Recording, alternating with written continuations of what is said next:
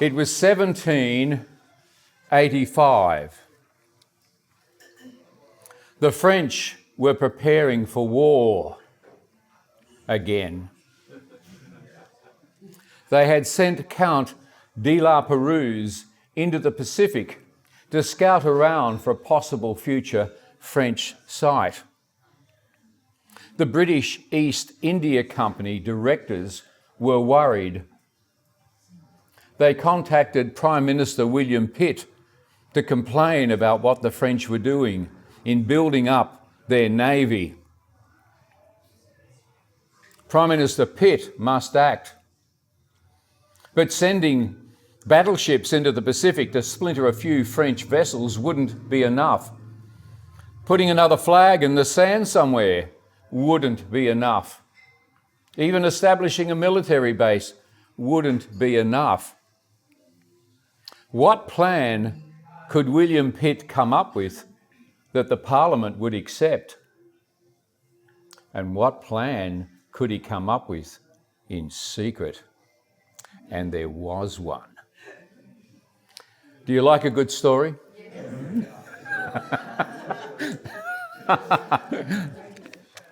Well, this book's full of them. This actually started out as a children's book. I got asked to do a children's book on Australian history for primary school. And I said, well, it's been a while. Let me get into the research and I'll get back to you. Well, once I started the research, I couldn't stop. And you're lucky because this is the abridged version. And it's a hardcover book because my wife had me send a copy while I was still typing it to Eric Abetz. And so months later, I lost my glasses. He wrote to me and he said, I can report I've now had the immense pleasure of reading your work page by page and word for word. I've just finished moments ago and believe I should write immediately to express my gratitude for the immense amount of work that must have gone into compiling this comprehensive account. You are to be congratulated. And I thought, that's a strange form letter. I haven't read one like that before, and I read it again and thought, well, maybe he's telling the truth. I'll give him a call. And so Eric and I became friends, and he said, you have to publish it as a hard-covered book. And I thought, well, I'm on the pension and you're probably on the pension, but your pension's probably a lot bigger than mine, but but he wasn't chipping in to help me. But anyway, we ended up with this book. And I started by putting a dozen history books on the floor just to see what people were writing, basically to look at content. And something struck me pretty well straight away. And that was how boring they looked. It was all on the same fading bond paper. And as I looked, and there was all in black and white. If they bothered to put in any pictures, it was sort of in the middle, and you'd sort of, well, where did that come from? And then as I started to read, I found that they were repeating themselves. I was up to the 5th edition of the same stuff that he'd written in the 60s, or they were repeating stuff that they'd put in other books. And so I sort of felt like what was happening is I'd fallen into the Santa Claus syndrome. And that is, if you keep telling yourself the same stuff often enough, you'll eventually believe it. But there's nobody at the North Pole, to tell you the truth, But it was the Santa Claus thing. And as I continued to look, as I read, I found a couple of things. Firstly, if I found a fact, I'd be flipping back to 5 pages to try and find a date to make sense of what I was reading and put it together. And the other thing is I discovered that these fellows or people that call themselves historians really do like to write novels. And, so, and they would just sort of waffle on, and I'd think, well, where did you get that from? There wasn't, for me, enough facts. My background is, I suppose, where my life went, was I actually got to work for the US Senate and Congress. I was senior professional staff for the Senate Judiciary Committee working with Kennedy, and I worked with Mitch McConnell. I wrote Mitch McConnell's first legislation, and also along beside Biden. He was a much more energetic and much more comprehensive individual when I knew him years ago. But I wouldn't have, the only Australian, risen to that position and been in the monthly briefings at the White House if my work wasn't second to none to be the only Australian ever to rise to that position and receive a commendation from President Reagan, I earned it. So when I came to this topic of Australian history, I wasn't impressed with the way it waffled on. And the thing that got me was a paragraph in Manning Clark, and he said, as he lifted the Shiraz to his lips, he pushed back in his seat and stretched his legs across to the banister of the veranda. And he watched the sun setting over the gum trees and pondered the price of wool on the London stock market. And I went, oh, yuck. What rubbish was that? His house faced east and he couldn't see the sunset. He wasn't making Shiraz, but a pretty rough old claret out there in the Cumberland Plain. He was excommunicated, that's not the right word, out of Australia so often he was probably only home on the weekend, and it probably rained that day. But I mean, it was just nonsense. And then I was reading Keneally, and I'd read enough to know that what I was reading was just downright wrong. And I slammed the book. I swore at him. I turned around and I threw the book in the garbage bin. I'd had enough. Well, that didn't work out well for me. It turned out to be my wife's book and I had to get it out again. But anyway, as I looked at what I was reading, I decided I really needed to get back in and do the research. Not just repeat the same stuff, but go looking for original documents. I wanted the original legislation. I wanted the newspaper reports. I wanted diaries. I wanted documents. I was interested in books that were written 100, 200 years ago. I wanted to get back as close as I possibly could to the events that were happening. And I got diaries that were talking about what happened today in 1787 or 1788. And there I was on the set as these men were describing what was going on around them. And as I decided to have a look at all of this and looking at this history, I decided if I'm going to do the research, I'd set myself 3 tenets. The first one was the one of integrity. That is history. It's not there for opinions or interpretation. If I didn't like something, I'd take it on the chin. But it was there to be read and understood. The second one was to chase the money trail. Nothing happens in politics that doesn't involve money. So whenever I read something, it was a matter of then saying, where was the money? The third one comes from my theological training, and it's a German concept called Sitz im Leben, and it means situation in life. It doesn't just mean what is the context, but it means who were the people in that context? What were the influences on those people to make decisions? So with anything I came at, I was coming at it with those 3 tenets when I was looking at what I was reading. So I set out to be the Sherlock Holmes of the international libraries of the world, chasing information all over the place to try and get the real picture. And so it became a treasure hunt for me. And didn't I have fun? I kept finding things that I'd never read or knew before, and I just couldn't stop. So the research just went on and on, right back, as I said, to the early days, or even beyond coming to Australia, so I understood the context. I got into the lounge room of William Pitt the day, I think it was a Saturday, in the summer of 87, and he sat with 5 men. I got their names, their religions, their positions in the aristocracy, barons and dukes, and they sat around these 5 men and they discussed the Australian venture, going to New South Wales. Oh no, said one of them, we can't have slavery. I mean, Wesley and Wilberforce will be most upset if we don't ban slavery. Oh, and money is, of course, the root of all evil. Well, we shouldn't have money. Why don't we just give the convicts land, of course, and set them free as soon as possible? Oh, yes, well, there can't be any incarceration. I mean, they haven't been sentenced to prison, you know. They're sentenced to do labour to get them out of the country and give them a fresh start at life. And as I listened to these gentlemen go on as they were writing the letters patterned for the king, I could just hear one of them say, oh, what a capital idea. We'll all go off to New South Wales. And I thought, well, there's the title of the book. What a capital idea. So then I got into the things like the gold rush. The greatest gold rush in human history. In 1852, 150 ships pulled into the London docks from Australia, laden with nothing but gold. And the rush was on. There was a new ship called a clipper, and they were going over the South Pole. I don't know if they ran across the ice and got on the other side, but what they were doing, but they were going past the South Pole to get here faster. There were 36,000 people on the San Francisco gold fields. Remember the 49ers in 49? Remember that story, yeah? 11,000 of them were Australians.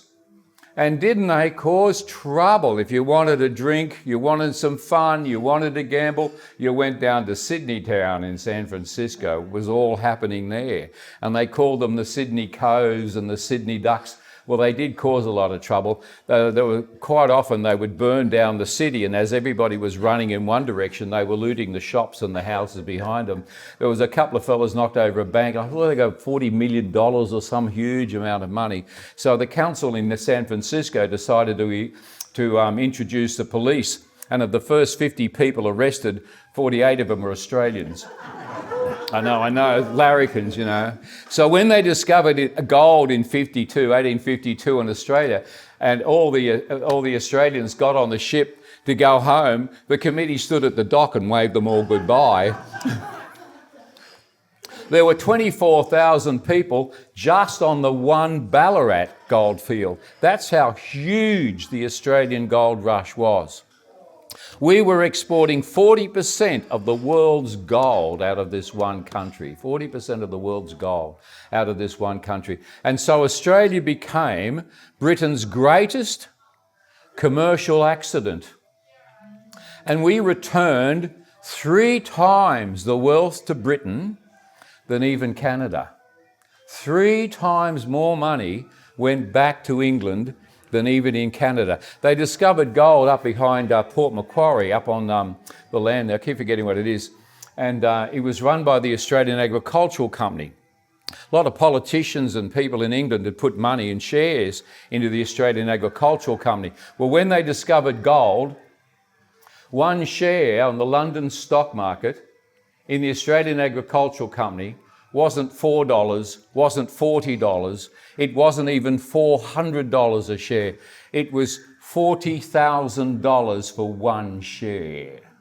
We have got no memory of the wealth that was in this country. Absolutely amazing. What a capital idea it was to come to Australia. Yes, you got the meaning, double meaning of the word. And then I got into this, what was going to be this horrible thing called the Constitution. Oh, it had to be done, I thought. I'll get into the Constitution. Where was the money? I'll tell you in a minute where the money was. And I discovered this amazing fellow by the name of Andrew Inglis Clark. And he was from Tasmania. One might say, what good thing can come out of Tasmania? Well, Andrew did, because he was the Attorney General. He showed up in 1891 to a constitutional convention with all the bureaucrats and the premiers and all there, you know, we're going to see what we can do to federate. Well, Earl Grey had been trying to get the states, the colonies, to federate since 1855. Please, will you federate? Because I'm so sick to death of you all writing and whinging at me. I know, but it took them another, almost 40, 50 years. So in 1891, they're having a convention, and Andrew showed up, and he coded up, and he just slapped 96 clauses for a constitution on the desk, and he said, try that. Of today's 128 clauses in the Constitution, that is the Australian Constitution, those 96 clauses still form 75% of our Constitution from that one man. And while they were thinking about that, looking at it going, he's written the thing, He said, oh, have you thought about a name? How about the Commonwealth of Australia? Since there's the Commonwealth of Virginia, the Commonwealth of Delaware, why don't you have the... And they thought, that's a good idea, the Commonwealth of Australia. And he said, while you're thinking about that, he opened his satchel and he pulled out an old rag and he said, what about this for the Australian flag? The flag, the name, and 75% of our constitution come from this one man from Tasmania, and you've never heard of him. You've never heard of him. And then I've just taking stories out of the book, and I'm now writing them up as novels, so short stories out of the book, because at the end of every chapter, I kept finding interesting people. And I thought, well, they're there, they're all part of the whole story, but they're not big enough to sort of make the front page of a newspaper, but I'm going to put them in anyway. At the end of every chapter, I'll do an interesting character. Well, I'm now taking them out, and I'm putting in the dialogue, and I'm having such fun. Such fun. But the details are even more incredible than what I've got in the book, because I've got to be there and everything that they say and do has got to be just accurate. So I'm putting people like Andrew Clark into the book, and I've just done the first 2 years of settlement. Have you ever heard of Henry Dodd? Yes. Oh, you have? Yeah, I was here last week. What? I listened to you last time you spoke. Oh, yeah. Well, you can't have heard Henry Dodd. I've only just discovered him myself. That's cheating. Henry Dodd actually worked for Philip when Philip had a farm in England. And so when he was coming out, he said to his friend Henry, who ran the farm, come and work for me. So Henry came out with Philip, and he is the one that actually organised the convicts.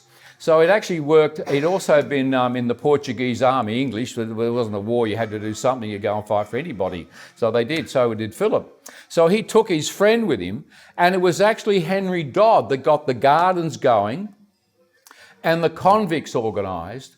And here, you probably don't know, none of the convicts, as I said, were locked up. They couldn't be put in prison. So they were all given permission to build their own homes. And Dodd makes a comment, well, they did need a bit of tutoring because some of them were sort of falling over, I mean, here were people from London that never built anything. And I found this wonderful painting of this first 2 years with all the huts of the convicts all scattered over the shore of it. And I've never seen it before.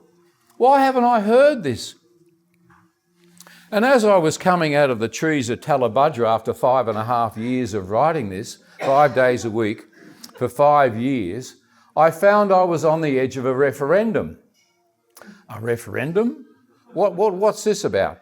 Oh, they want to put a self-designated racial group, who are really a political group, over the top of the other three arms of government. And I thought, wait a minute, we have these three divisions of government that go all the way back to the Magna Carta, 800 years, and now we are going to have a referendum, and we people who probably have never read the Magna Carta or understand why it was written, and if you walk into the United States Congress, in the House of Representatives, and you come into that big dome that you see on television, when you walk in and you go, oh, wow, look at this, if you turn directly to the right, there's a copy of the Magna Carta in gold in a glass cabinet. It still influences the American system of government just as it does ours. And we have this principle of the separation of powers, but we were going to put a fourth group over the top, and I was bewildered. And as I was bewildered and walking around trying to understand it, I came across a quote by a fellow by the name of Stuart McIntyre, who I don't know if he still is, was a professor at Melbourne University.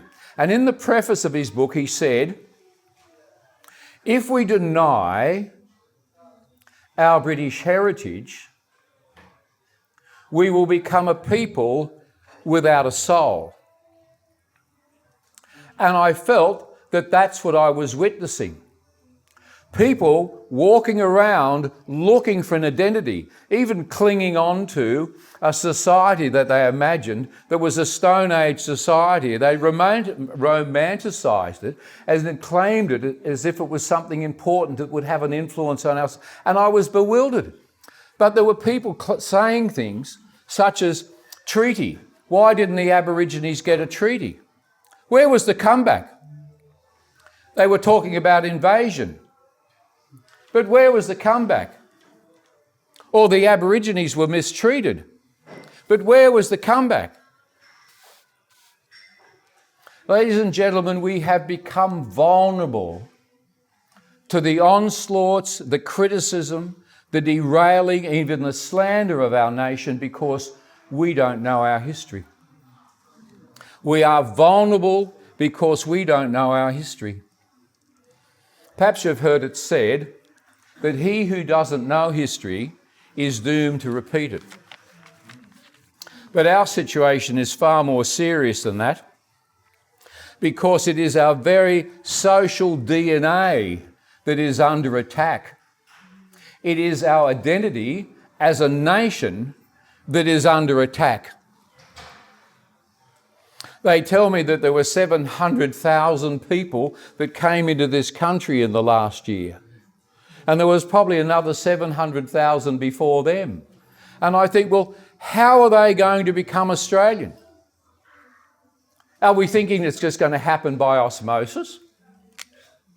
Perhaps they can run out and buy a football Guernsey and wear it around for a year, and maybe that'll sort of, they'll sort of soak in or something.